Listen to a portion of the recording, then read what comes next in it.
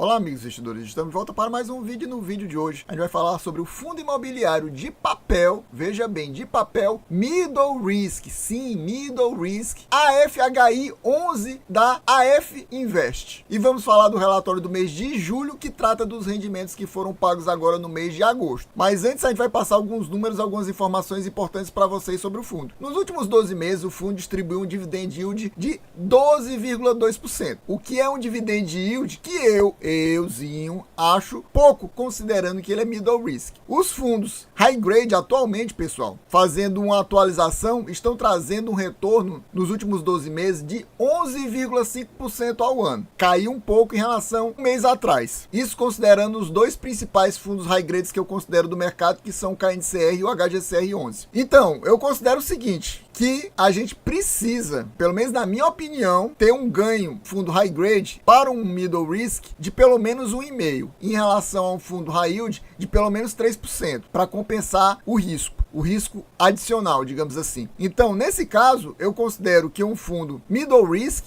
teria que estar pagando no momento pelo menos 3%. Se mais, melhor, mas no mínimo 3%. E aqui ele está a 12,2%. Atualmente o P sobre VP dele é 1, ou seja, ele nem está caro, nem está barato, ele está no preço ideal. E isso pode indicar um bom momento de compra, porque normalmente esse fundo aqui, meus amigos, trabalha com ágio. Então é difícil ele estar no 1. Então pode sim ser um bom momento de compra, lembrando que aqui a gente não faz nem recomendação nem de venda, nem de compra de nenhum fundo imobiliário, nenhum FIAGRO, nenhum FIINFRA, nenhuma ação. Só você, somente você pode decidir se é bom ou não colocar esse fundo na sua carteira. Você vai estudar, se aprofundar mais, ver esse vídeo aqui, pegar as informações e aí você decide se vale a pena ou não colocar ele na sua carteira. O dividendo pago no mês de agosto e nos últimos meses foi de novamente 95 centavos, o que dá um yield do mês de 0,95% no mês. O que é um yield um pouquinho acima dos fundos high grades atualmente. Os fundos high grades estão pagando entre 0,85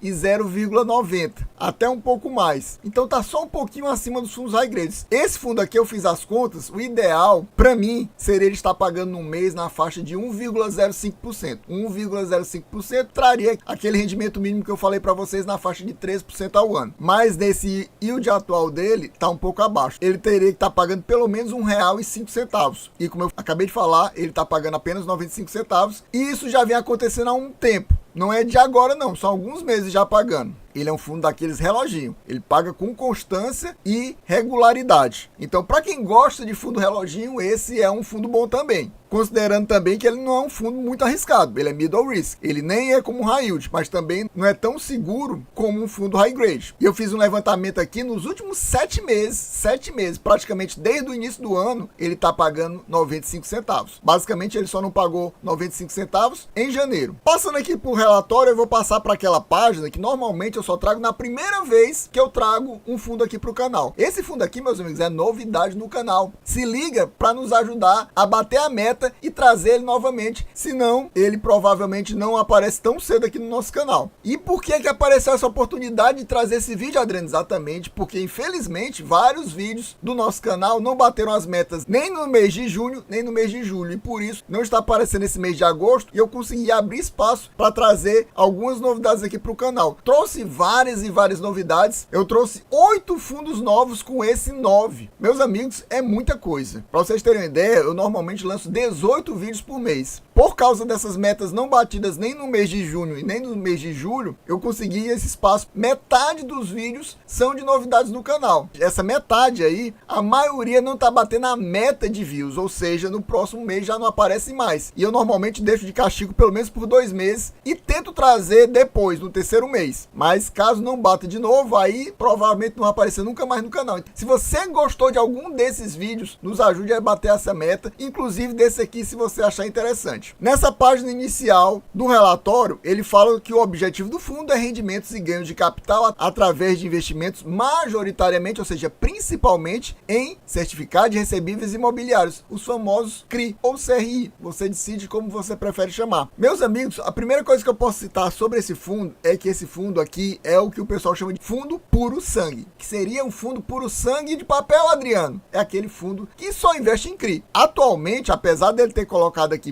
majoritariamente, ou seja, dando a entender que pode abrir exceções, atualmente ele está 100% alocado em CRI. Ele não tem nada na sua carteira que não seja CRI. Ou é CRI ou é dinheiro em caixa. E no momento ele tem um pouco de dinheiro em caixa porque ele fez uma emissão recente. Isso nos dá a possibilidade de comentar mais um detalhe sobre esse fundo. Esse fundo aqui é um dos poucos fundos que eu já vi na minha vida trazer emissões e não cobrar nada. Zero, meus amigos, de taxa para emissão de novas cotas. Normalmente, todos os fundos cobram, os que cobram menos cobram na faixa de 2%, mas a maioria cobra entre 3% e 4%. Por exemplo, um fundo desse, como é um fundo de base 100, normalmente ele cobra entre 3 e 4 reais de taxa de emissão de novas cotas. Ou seja, se o fundo está valendo 100 reais de valor patrimonial, ele cobra mais uns 3 ou 4 reais na nova emissão de cotas. No caso, só compensa ele emitir se a cota a mercado estiver valendo, por exemplo, 106, 107 ou até mais. Porque sempre que há um lançamento de nova emissão, o valor de cota de mercado normalmente cai. Então, se ele emite muito próximo do valor da cota de mercado, normalmente acaba dando problema. Isso quando eu falo, considerando os fundos que cobram taxa de emissão, essas taxas de entre 3% e 4%. Fica mais fácil quando é aquele fundo que cobra uma taxa de emissão só 2%. Esse aqui não cobra nada. Nada.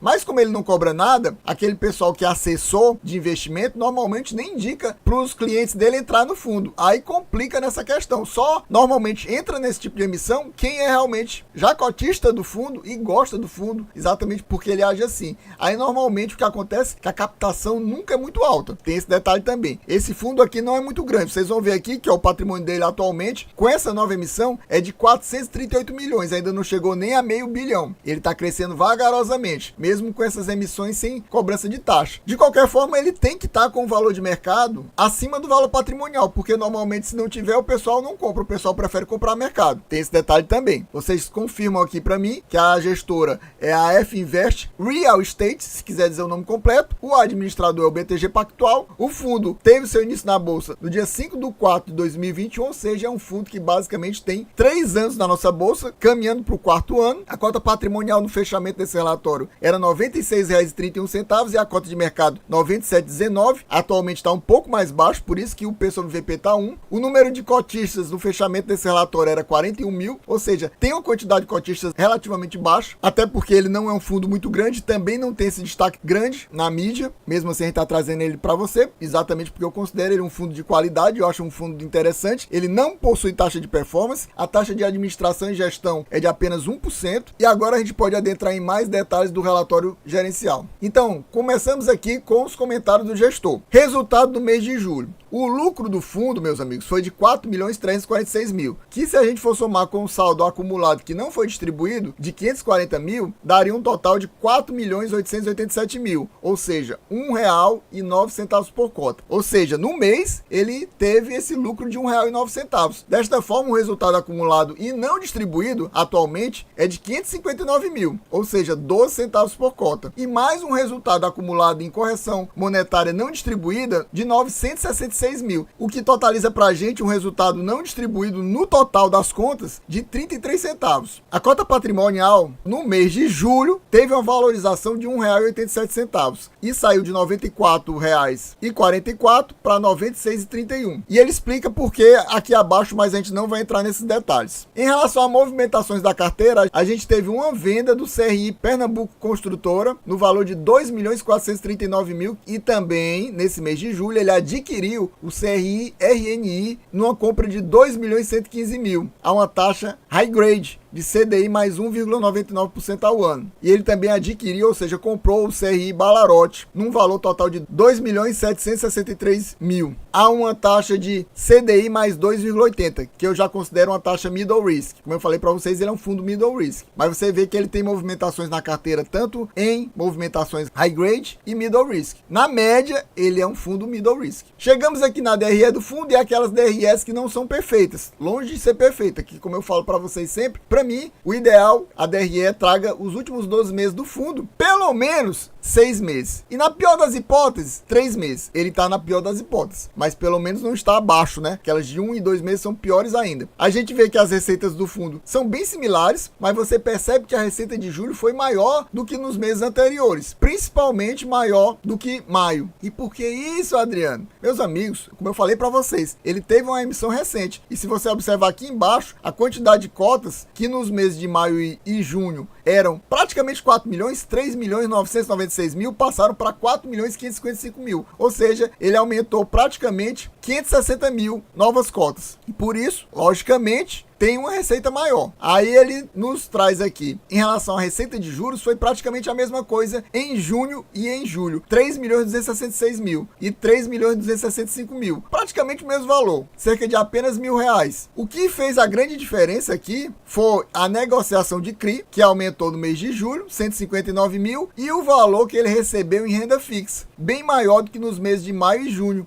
Mais do que o dobro na prática, 313 mil. Ele está com uma relativa boa quantidade de dinheiro em caixa, exatamente porque ele ainda não alocou todo o patrimônio dele da última emissão. Então, com isso, o resultado acabou sendo melhor, cerca de quase 400 mil melhor no final das contas. As despesas foram maiores, exatamente porque tem mais cotas, o fundo cresceu de tamanho, consequentemente, a taxa de 1% traz um retorno maior, passou de 379 mil para 395 mil, mas não foi um aumento tão grande. Se você observar do mês de maio para o mês de junho, que tinha a mesma quantidade de cotas, o valor foi bem próximo, cerca de 15 mil a mais. Aqui também foi cerca de 15 mil a mais. No final das contas, o resultado do fundo, ou seja, o lucro do fundo no mês de junho foi 3 milhões e 900 e no mês de julho 4 milhões e 346 mil. Ele teve um rendimento distribuído de 3 milhões e 800 mil em junho e em julho de 4 milhões e 327 mil, ou seja, 95 centavos. Ele mostra também pra gente qual é o valor que ele tem acumulado por cota. 13 centavos em junho e 12 centavos em julho, exatamente como eu falei para vocês. Esse valor aqui é o que ele considera rendimento acumulado que não foi distribuído, fora aquele valor que ainda está acruado dentro dos CRIs. E eu gostaria de aproveitar e perguntar para você, você possui o AFHI 11 na sua carteira? Tá pensando em colocar na sua carteira? Ou você já tem que aumentar a sua posição, considerando que ele está muito tranquilo? Ou reduzir a sua posição porque você está achando que ele está pagando pouco? Ou mesmo zerar a sua posição? Me diga aqui nos comentários para a gente trocar informação, trocar figurinha. Me diga quais são os seus fundos imobiliários de papel, que eu direi quais são os meus. E meu amigo, se você ainda não é inscrito nesse canal aqui, meus amigos, se você quer ficar bem informado, seja sobre fundo imobiliário, seja sobre FII Infra, seja sobre Fiagro e até mesmo ação, se inscreva agora, agorinha mesmo, já deixa aquele likezão, já ativa o sininho para receber as notificações dos próximos vídeos. O mais rápido possível, e assim que sair, você já assiste, não perde seu tempo e nos ajuda a bater as metas. Comente aqui também para ajudar a gente a bater a meta de 500 views. Sim, 500 views é a nossa meta mínima atualmente. Se a gente bater essa meta de 500 views, no próximo mês, no mês de setembro, estaremos trazendo mais uma leitura aqui do relatório do FHI 11 da AF Invest para você aqui no canal. E chegamos aqui à carteira do fundo. E como eu falei para vocês, ó, ele é um fundo puro sangue. Se você gosta de fundo puro sangue, esse aqui, meus amigos, é um dos poucos na nossa bolsa. Aqui do lado você vê o nome do devedor. Aqui do lado você vê o indexador juntamente com o TARCH. Você vê que ele é um fundo de indexador misto, ou seja, tem parte em CDI, parte em IPCA, mas majoritariamente ele é um fundo ligado a IPCA. Por exemplo, se tem uma deflação ou tem uma inflação muito baixa, prejudica os rendimentos do fundo, tem esse detalhe também. Provavelmente por isso que ele não está com os rendimentos muito top, porque a gente sabe que a nossa inflação atualmente está baixa, não está alta. Se ela tivesse um pouquinho acima, aí esse fundo com certeza estaria trazendo mais rendimentos, mas como a inflação não está alta, ele está trazendo menos rendimentos. Até porque, por exemplo, a parte dele que é indexada a CDI, também ele não tem taxas muito altas. Mas eu destaquei aqui as taxas mais altas do fundo. Tá aqui, CDI mais 7,75, ou seja, taxa high yield. IPCA mais 10. Para mim isso aqui ainda não é high yield, mas está quase no high yield. IPCA mais 10 também, quase high yield, e IPCA mais 10,5, ou seja, aqui para mim já é o início do high yield. E o resto aqui é middle risk ou é high grade, ou seja, é um fundo bem tranquilo. Você vê que é a minoria aqui nessa primeira página, mas tem mais, a gente vai mostrar daqui a pouquinho para vocês. Aqui você vê o percentual investido em cada um desses ativos. Você vê que ele é um fundo bem diversificado também, outra coisa muito boa, porque, como eu falo sempre para vocês, o ideal, o devedor deva no máximo 5%. Ele tem devedor que deve mais que 5%? Tem, mas se eu não me engano é só um. A gente vai ver daqui a pouquinho esse detalhe. É muito pouco, ele é muito bem diversificado. Eu até digo para vocês, o ideal é que seja até 5, mas eu acho aceitável até 8. Acima de 8 é que não deveria ter. E os valores investidos estão nessa coluna aqui. Passando aqui para a segunda página, novamente aqui mostrando para vocês tudo CRI. Aqui temos a lista dos devedores. Aqui temos os indexadores juntamente com as taxas. Eu novamente marquei para vocês as taxas que são high yield para mim. CDI mais 5,50, IPCA mais 11,20 e CDI mais 5. São as taxas high yield que temos aqui. E novamente, muito poucas taxas high yield. O resto é middle risk ou high grade. Isso na minha opinião, pessoal. Na opinião do fundo é diferente. A gente vai ver daqui a pouquinho que ele não considera existência de CRI middle risk, ou que alguns outros fundos chamam de mid grade. Nenhum nem outro. Ele só considera ou high yield ou high grade. Então nisso aí, algumas coisas que eu considero middle risk, ele já considera high yield. Aqui a gente tem os valores investidos em cada um desses ativos e os respectivos valores investidos. E chegamos à terceira e última página de ativos. Novamente só comprovando que o fundo é 100%, é puro sangue CRI. Aqui temos os devedores, aqui temos as taxas e os seus indexadores. Aqui novamente mais 4 taxas high yield e o resto é middle risk ou high grade. Aqui temos os percentuais investidos e aqui temos os valores investidos. E ele ainda tem um caixa que está no Itaú, correspondente a quase 8% do patrimônio líquido do fundo, cerca de 35 milhões ainda para investir. Você vê que fora a grande maioria que é indexada a IPCA e CDI, ele tem um prefixado aqui, o único CRI prefixado que ele tem. Aqui a gente chega no resumo da carteira. Esse resumo nos mostra que ele tem cerca de 66,5 indexado a IPCA, ou seja, 2/3 da carteira. Ele tem um CRI prefixado, desprezível, 0,04%, a gente viu que era só um, e tem 25,63 indexado a CDI, ou seja, não é nem 1/3 da carteira, exatamente porque para complementar esse 1/3 da carteira, ele tá com o dinheiro no caixa. Se você somar esses dois, dá o 1/3 restante da carteira do fundo. E ele fala também as movimentações do mês, que a gente já viu lá em cima, que foi uma venda do CRI Pernambuco Construtora 2, e ele comprou esses CRI do RNI e do Balorote. No total, venda de 2.439.000 e compras de 2.115.000 e 2.763.000. De compra foi praticamente 5 milhões e venda 2,5 milhões. Aqui a gente tem aqueles gráficos que ficam mostrando com mais clareza pra gente a questão das